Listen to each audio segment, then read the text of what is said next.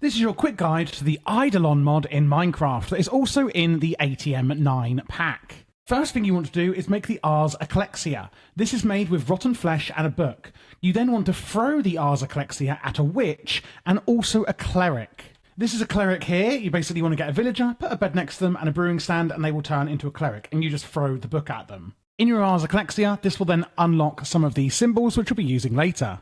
You then want to make some pewter blend out of iron and lead, and then make it into pewter ingots by smelting it. Once you've got your pewter ingots, you can make these stone hands, a brazier, and a necrotic focus, and this is how you're going to be doing rituals. The first one you'll likely be doing is the crystallization ritual.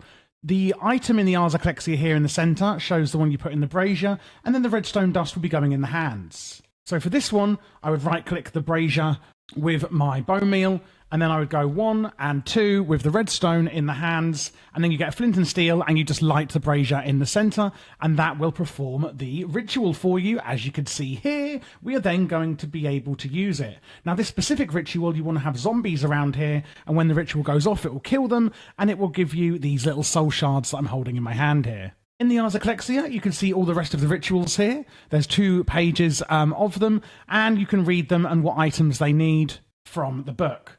Sometimes you'll see this icon at the bottom here, where the potion of harming is. Basically, you need to just make a necrotic focus and place that item in the focus rather than in the hands. There's also the soul enchanter you can make, where you can put in a weapon and use those soul shards you've got, adding tons and tons of enchants to your weapons. For more advanced items, there's the crucible here, very easily made. You can put water in it and right-click to stir it.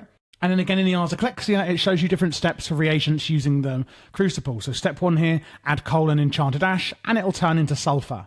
If there's multiple steps like there is here, you throw in the zombie heart and the rotten flesh, wait for it to turn colour, use the bone meal and then stir it twice, and then it will change colour, and then you add charcoal, and boom, you have essence of death, for example. The last thing we can then do is the stone altar. You'll be starting this off with a more basic altar than I've got here. But basically, those chants that I showed you earlier, the mystical signs here, what you're going to do is you click, click, click, and then press the green button to chant, and it will perform a ritual as shown in the book at your altar.